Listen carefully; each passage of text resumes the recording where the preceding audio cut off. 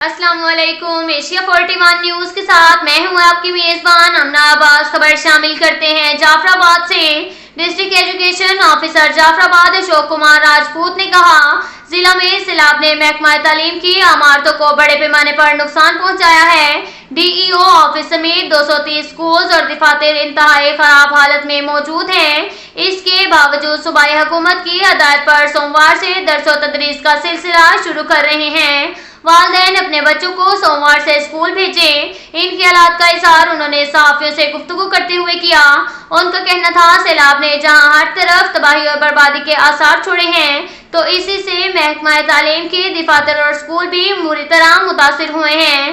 ضلع بھر کے دفاتر سمیت 320 سکولز میں تاحال پانی جمع ہے اور ان عمارتوں کی حالت انتہائی خراب ہے، جبکہ حکومت کی ہدایت کی روشنی میں 400 اسکولوں میں سوموار سے تعلیمی سرگرمیاں شروع کر رہے ہیں تاکہ بچے اپنے تعلیم کا سلسلہ جاری رکھ سکیں۔ ان کا کہنا تھا، سیلاب سے کلسٹر کا سامان بھی تباہی سے دوچار ہوا ہے، لیکن حکومت کے تعاون اور مدد سے بہت جلد کلسٹر کا سامان بھی اسکولوں کو فراہم کر دیا جائے گا۔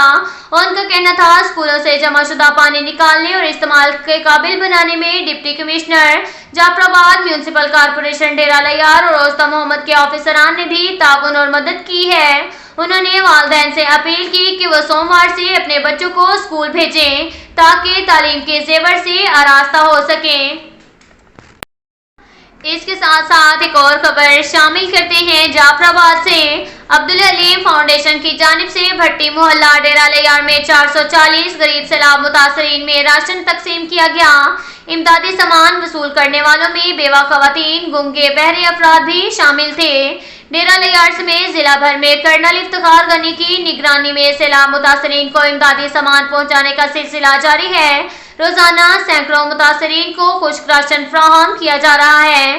بھٹی محلہ ڈیرہ لیار میں راشن تقسیم کے موقع پر سردار رفیق بھٹی نے پاک فوج اور ایف سی بلوچستان کا شکریہ ادا کرتے ہوئے کہا، پاک فوج اور ایف سی مصیبت کی اس گھڑی میں سیلاب متاثرین کے ساتھ کھڑے ہیں اور جعفر آباد کے سینکڑوں سیلاب متاثرین کو روزانہ امدادی سامان فراہم کر رہے ہیں، جس پر ہم ان کا شکریہ ادا کرتے ہیں۔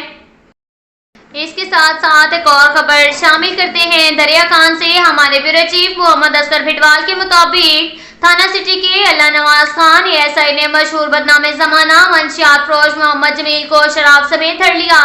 محمد اصغر بھٹوال کی رپورٹ کے مطابق تھانہ سٹی دریا خان کے اللہ نواز خان نے مخبر کی اطلاع پر بابر چوک کے قریب سے محمد جمیل ولد محمد صدیق قوم تیلی سکنہ محلہ فاروق آباد دریا خان کو 20 لیٹر شراب کی کین سمیت گرفتار کر لیا۔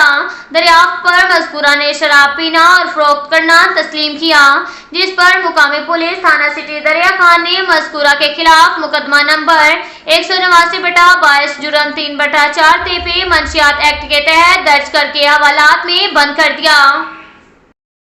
اس کے ساتھ ساتھ ایک اور خبر شامل کرتے ہیں دریا خان سے۔ ہمارے بیورو چیف محمد اصغر بھٹوال کے مطابق ملک اشرف اوان ایس ایچ او تھانہ سٹی نے بدنام زمانہ ساجد منشیات فروش کو 1280 گرام چرس سمیت دھر لیا۔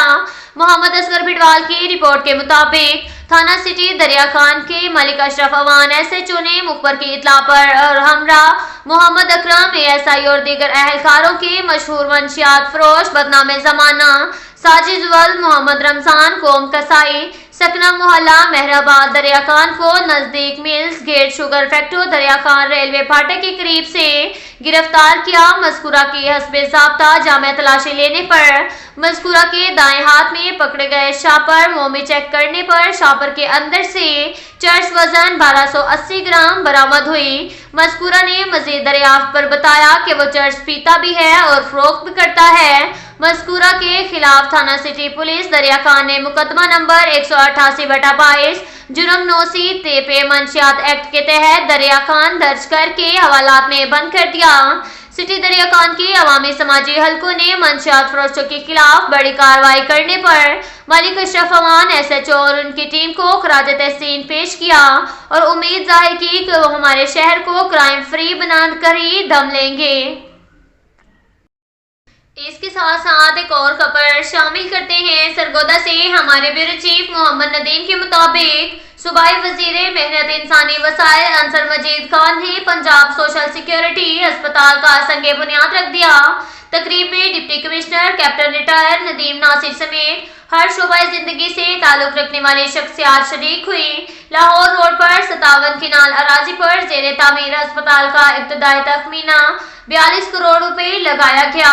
मंसूबा 18 माह की कलील मुद्दत में मुकम्मल किया जाएगा। पंजाब सोशल सिक्योरिटी अस्पताल में इब्तदाई तौर पर 50 बेड्स पर मुश्तमिल होगा, जिसके बाद 100 बेड्स तक अपग्रेड किया जाएगा।